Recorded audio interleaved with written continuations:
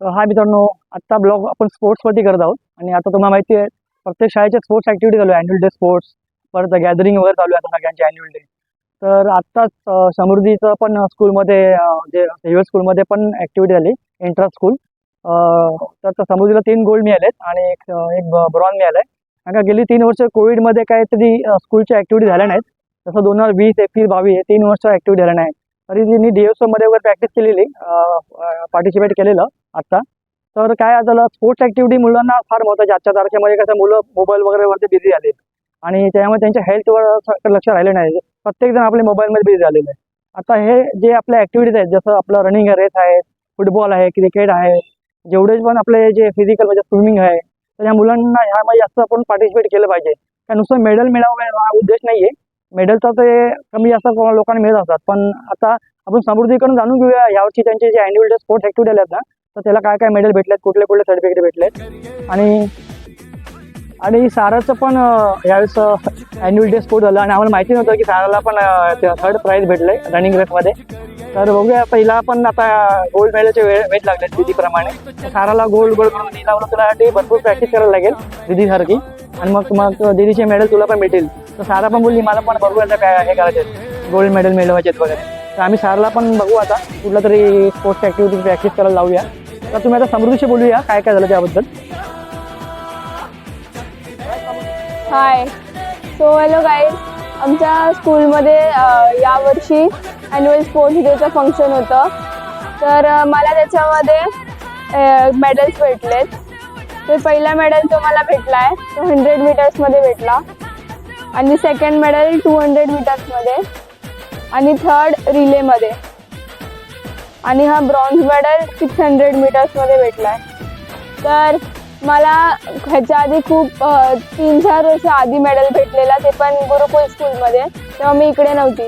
या स्कूलमध्ये पहिल्यांदा मला ॲन्युअल स्पोर्ट्स डे फंक्शनमध्ये हे मेडल्स भेटलेत. तर हे आहेत माझे सर्टिफिकेट्स. हा 100 मीटर्सचा,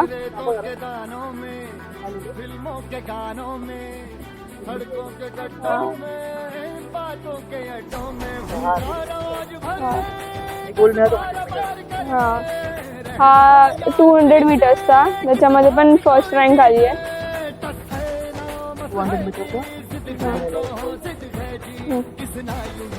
हे रिले टीम वर्क मध्ये भेटलाय.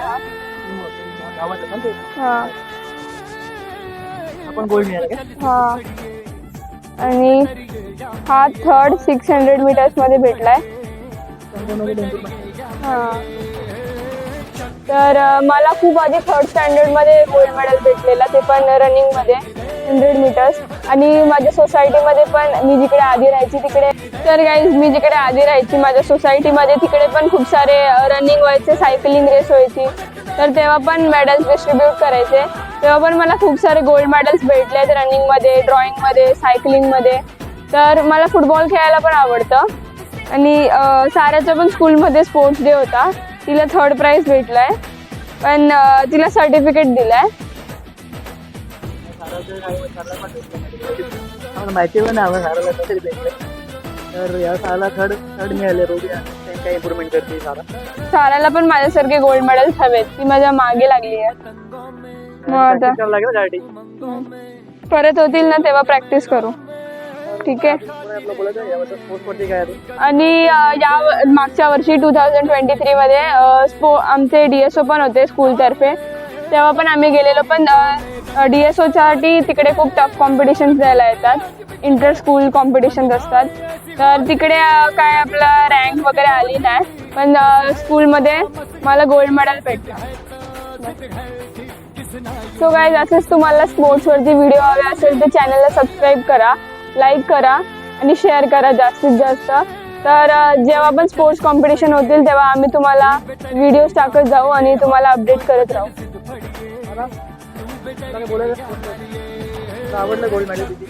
तिला पहिल्यांदा काहीतरी भेटलंय, नाही तर ती डान्सच करते.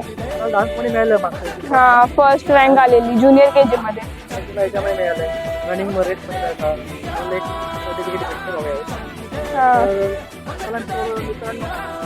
चला भेटूया नवीन व्हिडिओ मध्ये. बाय. तर गाईस मला पण दीदीसारखं एक मेडल पाहिजे होतं, म्हणून मी डान्समध्ये पण मला एक सर्टिफिकेट भेटलं. आणि मला दीदीसारखं मेडल पाहिजे होतं, म्हणून मी दीदीला सांगितलं. हाय बाबा, आपल्याला थर्ड प्राइज मिळालेलं आहे स्मॉल गेम्समध्ये सेंट बाप्टिस्ट हायस्कूलमध्ये. तुला दीदीसारखे पण मेडल मिळवायचे आहेत. हा, मेडल तुला काय करायला लागेल? धावायला. मोबाईल सोडायला लागेल, मोबाईल आणि धावायला प्रॅक्टिस करायला लागेल, बरोबर? त्या प्रॅक्टिसला तुला मिळणार नाही. चला बाय. बाय.